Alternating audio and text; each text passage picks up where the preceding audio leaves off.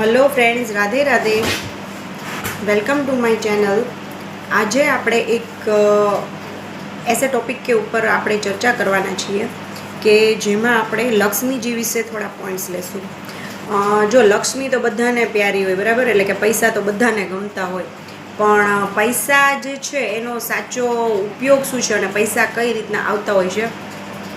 તો કે ભાઈ પૈસા જે છે એ કુદરતી આવતા હોય છે, પણ આપણે એમ કે લક્ષ્મીજી મારી પાસે આવે, લક્ષ્મીજી મારી પાસે આવે। આપણે દુનિયામાં અઢળક ધન સંપત્તિ છે, દુનિયામાં અઢળક ભૌતિક સંસાધનો છે, એ બધામાંથી આપણે માગીને ખેંચીને લઈ લઈએ તો એ કઈ રીતના પોસિબલ છે? દરેક વ્યક્તિના એના ભાગનું ધન પૃથ્વીમાં રહેલું હોય છે, એના ભાગનું સુખ રહેલું હોય છે। દરેકનું સુખ ને ધન આપણે ખેંચીને લઈ લઈએ તો એ આપણને કઈ રીતના પચે?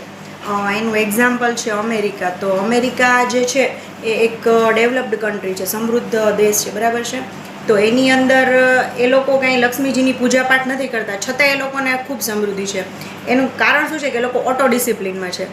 તો લક્ષ્મીજીના અમુક નિયમ છે। ધારો કે તમે 100 વ્યક્તિને સિન્સિયર રહ્યો તો લક્ષ્મીજી સામેથી ચાલીને તમારી પાસે આવશે, એટલે કે તમને પૈસાવાળા બની જશો।